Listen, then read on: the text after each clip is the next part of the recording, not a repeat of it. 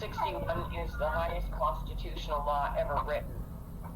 Every crime has a law to do with that crime. Baby's got under someone's phone.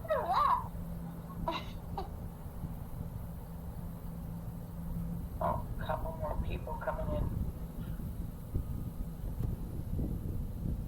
Article 61 is the highest law ever written. Thought I muted those.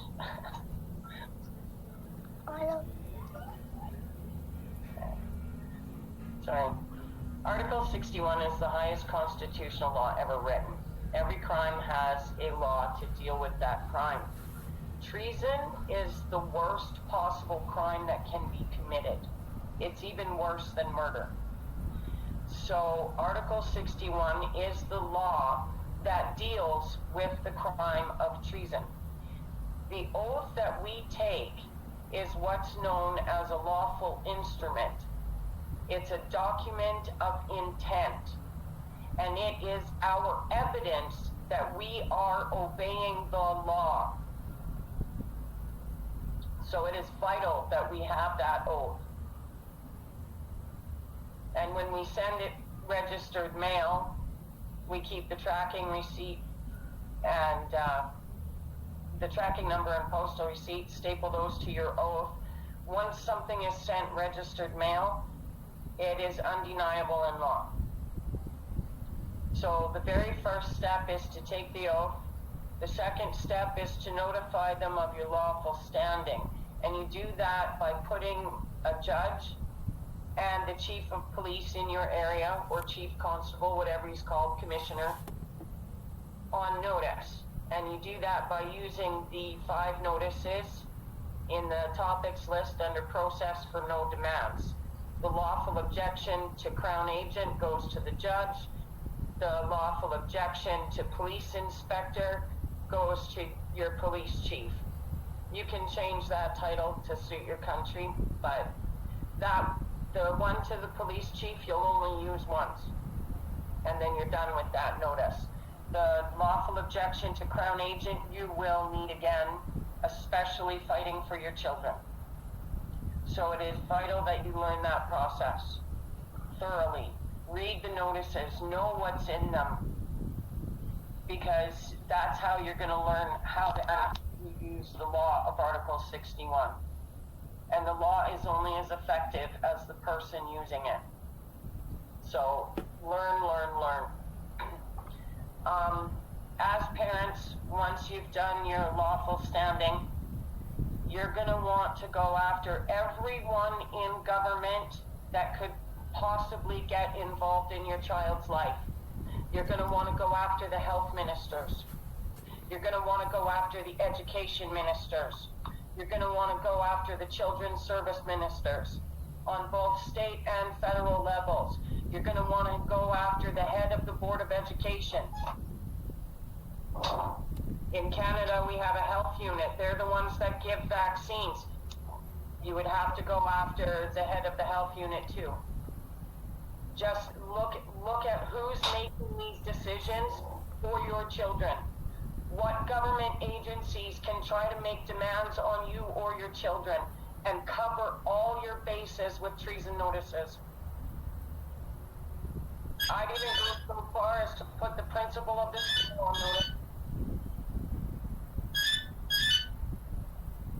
Everyone and anyone, that's the thing about Article 61, because anything they do is high treason.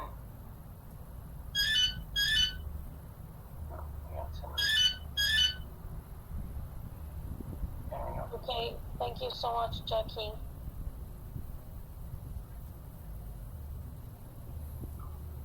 Oops.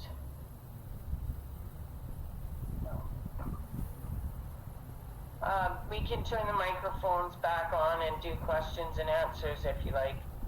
So, can I ask another one? Yeah. So when we go to give them treason notice, isn't that like just putting us in their radar, and that's just like, if they want You're to, protecting yourself. Yeah, but if they want to, they can commit treasons like they've done now. No, they can't. They are bound by our Constitution. But they've committed treasons all the time, like with the lockdown and. Yes, because people are not using Article 61 to hold them accountable. It's all about unity of the people and using the law. We have to assert the law. There is no government power anymore. Once Article 61 was invoked, the Queen was constitutionally dethroned and all governments throughout the Commonwealth were dissolved. We have to catch the criminals. Our police force is not properly trained in our common law justice system, and sadly, they don't even know that they are helping the criminals. We have to educate the police, and we do that by putting the police chief on notice, because notice to agent is notice to principal. And that means he has a constitutional duty to inform everyone above and below his station of our lawful standing. Anyone who is not standing under Article 61 is committing a crime. They are aiding and abetting a treasonous regime. It's a very, very serious crime. And that's why we have a constitutional duty to take the oath and stand under the highest constitutional law ever written that fully protects the people and holds them accountable. We are the 99%. There's more of us than there is of them. And every time somebody takes the oath and starts asserting the law, we start to win. It's a numbers game. Article 61 applies to over 60 countries around the world. The United Nations is an entity made up of every single leader in every single nation around the world. We have to unite as a people in order to stop them. It's that simple. And we do that with Article 61. There's only two things the government fears. Article 61 that holds them accountable for their crimes, and unity of the people. And that's why we the people need to do both in order to stop it. It's that simple. They're going to keep carrying on as long as we let them. If we don't stand up for our rights and freedoms, then we don't even deserve them. Our Constitution protects us. It protects our rights, it protects our freedoms, and it protects our sovereignty. But we have to restore the rule of law, and we do that by demanding our rule of law be restored. And we do that by asserting it. Article 61. Every single person that we put on notice will stand trial for treason. Article 61 is the only law in effect since March 23rd, 2001. It will remain the only law in effect until we the people have redress and our common law justice system is restored and these criminals are held accountable. Article 61 was designed so that it could not fail the people. It is perfect. It is absolutely perfect. But it depends on us. We the people have the power. We always have. They've just indoctrinated us into thinking that government holds the power. They don't. We the people do. And it's all based on jury trials. They have usurped our courts. And they're running the corpus juris instead of our common law court de jure. And that's what we need to restore. They don't have the authority to make these decisions. But as long as people keep thinking that they do, it will continue. We have to hold them accountable and say, no, you don't have the authority to decide this. That has to go before a jury of the people. We the people are the power. It's always, always, always been like that. I encourage you to go on to our website, practicallawfuldissent.com. There is an excellent, excellent video there. I just got to figure out how to transfer it to the Facebook group. But I am working on that. But there's an excellent video that breaks down the system and shows how the people are the power and always have been. We just got to use it. Under our common law system, one person can get an entire act of statute scrapped off the books. One person. Why don't we do it with the coronavirus act that's happened in the UK? Why don't we do that? Like, why can't? I mean, there's plenty of people who are We need taking. to restore the rule of law. We need to seize the buildings. How That's, does it stand? Can you hear me? yeah. How do we stand with Brexit and all that? Brexit was a complete trap. Yeah, I've read that. The European Union, oh, we're running out of time, it says. The European Union is the EU, or is the UN. They are the same entity. The EU and the UN, they are all one. And might have left the EU, but it's still dealing with the United Nations. So we still be covered under oath if we leave the EU. Yes. How does it stand? One is still in effect because no matter what, see, Article 61 is a very powerful law. It not only dethrones queens and dissolves the governments, but it also becomes the only law in effect and puts the people in power. So when we leave the EU in December, like, this law is still How can we under oath. you were never lawfully in? It's a trap. That makes perfect sense. Um, How would I stand in? I live. Under David Robinson, he did a very good article called "Brexit is a Trap." Yeah. I live in a council house. If I was to take the oath, would that affect me in my house? No. We have lawful excuse. See, our oath, we have lawful excuse to break any act, statute, or government legislation with impunity as long as we don't break common law. Number 1, do no harm. Number 2, cause no loss. Number 3, commit no fraud. And number 4, keep the peace. So that oath that we take will not allow us to put ourselves in harm's way either. So do you suggest I just keep reading through the oaths and learn what they all mean? Because I've been trying and I still don't know that the wording you use. What do you mean? Do you know, like, well, I can't even explain it. Well, we reject it legalese, so Just it, your words. we use proper English instead of the legalese that they use.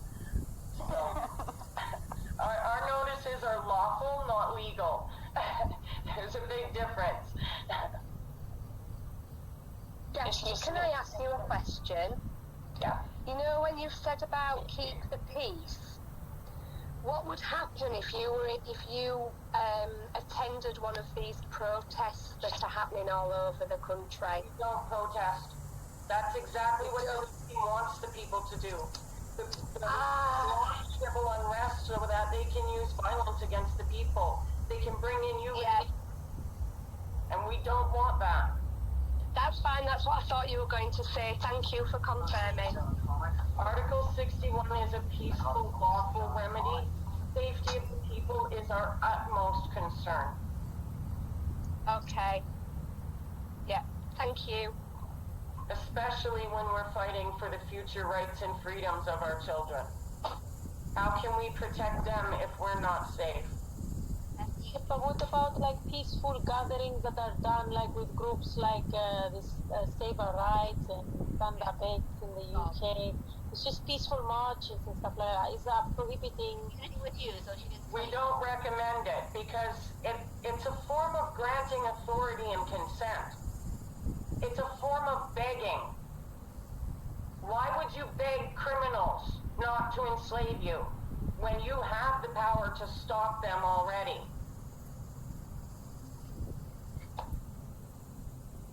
Article 61 and unity of the people is the only thing they fear.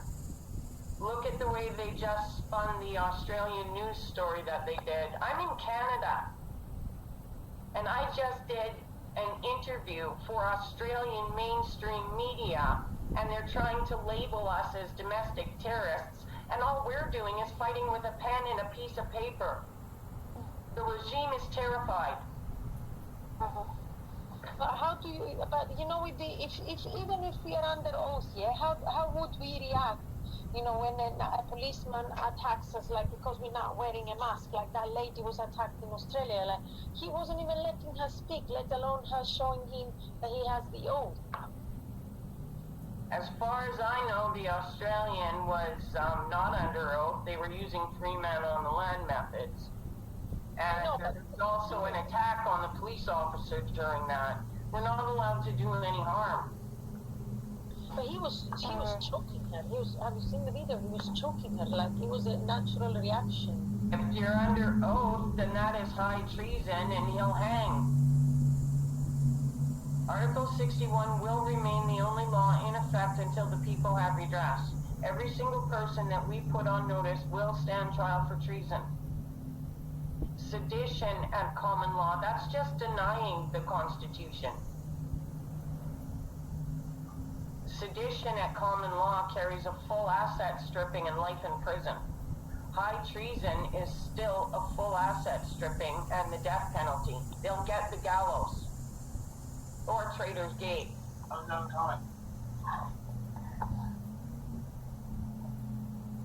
Jackie, can you hear me? Can I ask a question? This is probably a bit off topic, but just really quickly, I actually fled domestic violence and I've been in refuge with my children for a year. I'm currently going through court because he's trying to get access to my daughter. If I take the oath, how does that affect my my court case with the child contact?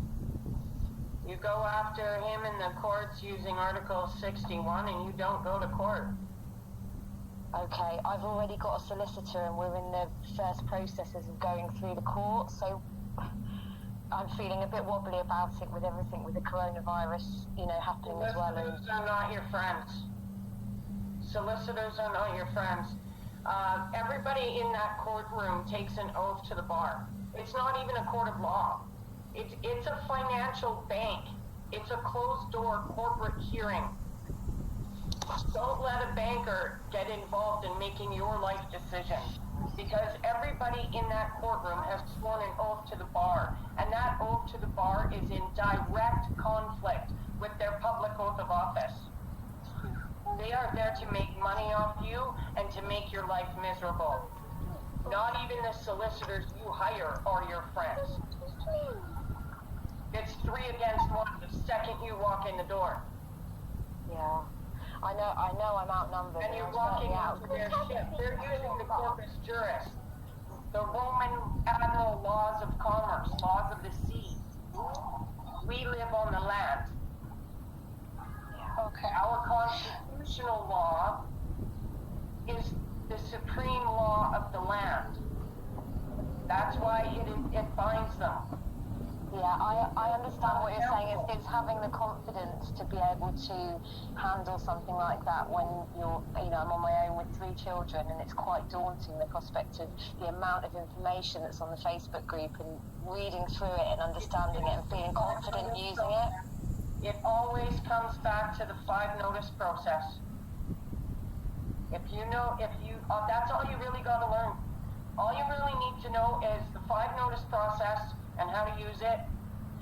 Memorize your constitutional caution card. And know That was kind of what I was trying to say. On March 23rd, 2001, and they have not had any authority since then. And remember, Ekman versus the people. I was just doing my job as no defense. If you can remember those simple things, you've got it. Sorry, so that was the 5 notice process.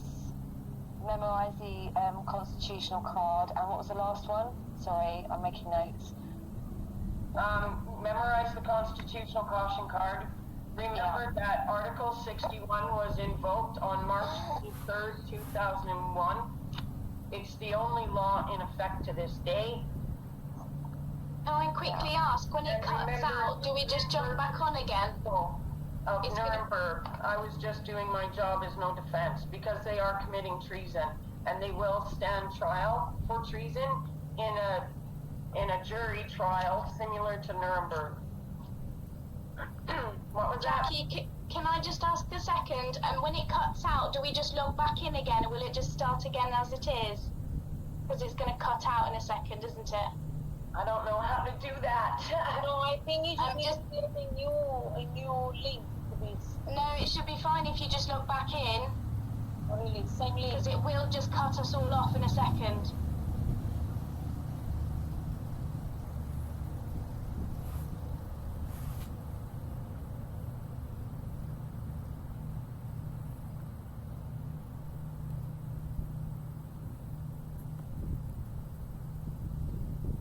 To protect you from the government. I think that's the stumbling block. Is do we trust this process to work the way we've been told by Jackie and other people that it works? Yes. Do you think we're going to win this war? Yeah, because the process is easy. Send a letter, wait 10 days, send another letter, wait 10 days. All the letters are already there on the files, just print and copy and send. But do you trust the process will work the way it is said to work? That is the biggest stumbling block. And also, once you're under oath, what things can you, like any government related thing, can you still partake? Or would that be seen as you being treasonous? Yeah. Yeah, that makes sense. But I did, on a previous call, she did say, and other people said that if you feel threatened, you're being asked to pay a fine, or you feel your life is threatened, then you can comply to their orders, but either have like a three dots before your name and sign, or sign your name and write VC after it, to say that you are aware that this is a treasonous act, but you are complying because you feel your life is threatened, or you feel somehow other threatened. What does VC stand for? I'm not sure. It's probably Latin for something. That would be good to ask Jackie. I know the three dots mean under duress, right? You're signing it under Yeah, duress? that's right. Yeah, and the VC also, I think, indicates that you're under duress. But I don't know exactly what it means. Be coerced, under coercion, by coercion. Yeah. Okay, so with all the reasons happening during this lockdown and all of that, so Jackie mentioned about doing like the court de jour and all of that. But if not enough people know about the common law, and then how are we going to have them appear in the common law court de jour to be judged for the acts of treason? So in theory this will work if all the people knew about the common law. Yes, that's why she's trying to get everybody to stand under oath. The more of us that are under oath, the more it's going to work. Yeah. And you know what? There's a point, right? We have so many more people, right, than the government. We always think the government has power, but it's the power we give them. We give them the power to rule over us. If we can say no. Civil disobedience, but peacefully. So no, we're not allowed to post no protests. Well, I think she discourages that because it can become violent. It could be that she is worried, and other people have suggested that they plant people in there to cause violence, and then they have the excuse to create even more violence, to bring in the stormtroopers, so to speak. right? We might have a peaceful orientation. All the other people attending might have a peaceful orientation. We're just walking in the park. But if they plant somebody in that causes trouble, you know, Yeah. I mean, and that will give the government excuse. yeah. So these court, the common law courts, are these the ones that anybody who's honorable woman or man can be part of that common law? I believe so, yeah. The common law court, the jurors of the regular court, in the common law court, the jurors are actually your neighbors, people who know you and could understand. Maybe you did some wrong, but there were circumstances. They know you intimately, so they can judge you much better. Like, yeah. But Jackie said that okay, if they are committing treason, they will have the highest penalty, which will be hanging. Obviously, this will not happen nowadays, and I actually don't support that personally. But then, say we do a court like that, will they actually go to prison? Because who is going to keep them in prison if let's say the guards are not complying with the common law and the decision of the court? It's a bit technical, right? It's put in theory in a way that we can actually put them in a court and judge them for their treasons, but in practical terms, will they be sent to prison? I haven't read much about the Nuremberg case. Well, I mean, if say, policemen are just people too, they can stand under oath. Judges are people too. They could stand under oath. I guess, I don't know. They might have to renounce their job. I'm not sure, but if there's enough people who stand under oath, people who look after the jails are people too. They could stand under oath, and Yeah, that's true. That's a good point. That's her point, is that if enough people stand under oath, we can bring justice according to the common laws. Yes. And sorry. You go on. Sorry.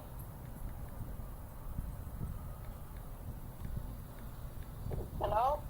Sure. My name is Monica, not Chinook.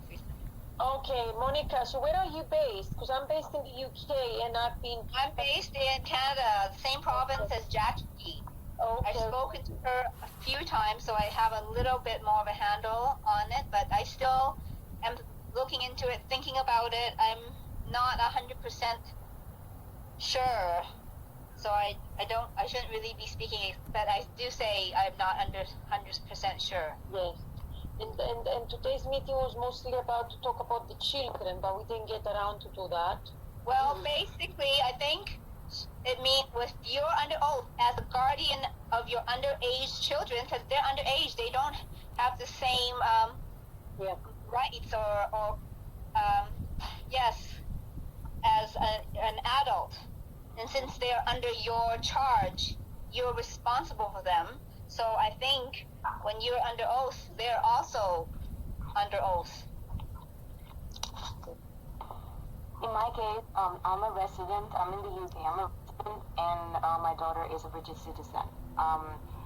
Does that mean that covers her, or is there any way that they can just say that she's a British citizen and I'm not? Well, it doesn't matter, right? Are you part of the Commonwealth? Are you a resident citizen of a Commonwealth country? No. I resident here, in the UK. Yes. You want to put every single person that could be involved in your child's life on notice. Yeah, anyone that could try to force vaccinate, wear masks, any government body making decisions in regards to children. When we will send them these notices, because they will probably be ignorant of the common law and what that involves, what if they end up, disobeying it, and obviously the child already got damaged because the vaccination was forbidden? If they go against your consent and they commit high treason against your child, and it's a war crime, okay? Treason is a silent war, but it is a war nonetheless. So it would be a war crime of high treason to vaccinate your child once you are under oath and you have put all the right government bodies on notice. If the child was harmed from the vaccine, then you would be able to put in a claim when you submit your evidence to the jury. Because Article 61 can't fail the people. It will remain in effect until we, the people, have redress and our common law justice system is restored. And these criminals will stand trial for treason. And once that happens, they will have to answer for that. And high treason is a full asset stripping and life in prison. And the jury will compensate you for any damages against your child, because it is a full asset stripping. All of those assets get given back to the people upon redress. I mean, the group is 15,000 members. I'm sure many of them have taken the oath. Why don't we make a court, common law court de jure, to start judging all the governments that they have committed treason against us? Why are we not doing it already? The problem is there is a difference between a common law court and a common law court de jure.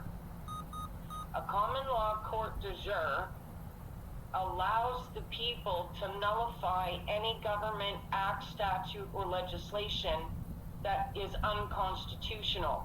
A common law court does not give us that power and authority. We need to restore the rule of law and the court de jure jury trials within each and every courtroom throughout the Commonwealth. They are our courts, not theirs. And we need to establish that rule of law. And that's why I was suggesting to go onto the website, practicallawfuldissent.com. And there is a video there. It's an excellent video that shows exactly how our system is supposed to work and why the common law justice system, the true court de jure, is what we need to restore. It's a very, very good video. I'm going to try to get it onto the Facebook groups here as soon as I can figure out that side of the tech things. But Do you think we've got a chance of winning this war? of course we do. Of course we do. Our numbers grow every single day. This one group, Common Law, PL, Practical Lawful Dissent, UK, Canada, and Commonwealth, this one group alone is sitting at over 15,000 members. There are other groups that the numbers are growing. Like we got Practical Lawful Dissent Australia, we got New Zealand. The UK group is kind of an archive now, but it has over 15,000 members as well. But it's pretty much just a library now. It's not a functioning group. You can't get any help or advice there, but the other groups are up and running and really functional. And these aren't the only groups dedicated to Article 61 in the 1215 Magna Carta. Our numbers worldwide are growing at an extremely large rate. It's a very confident pace indeed. We've even got support from non-Commonwealth countries that want to take the oath. Yeah, that's amazing. So if our numbers are growing, why are we not using the common law court de jure to judge these governments? We have to restore the common law court de jure.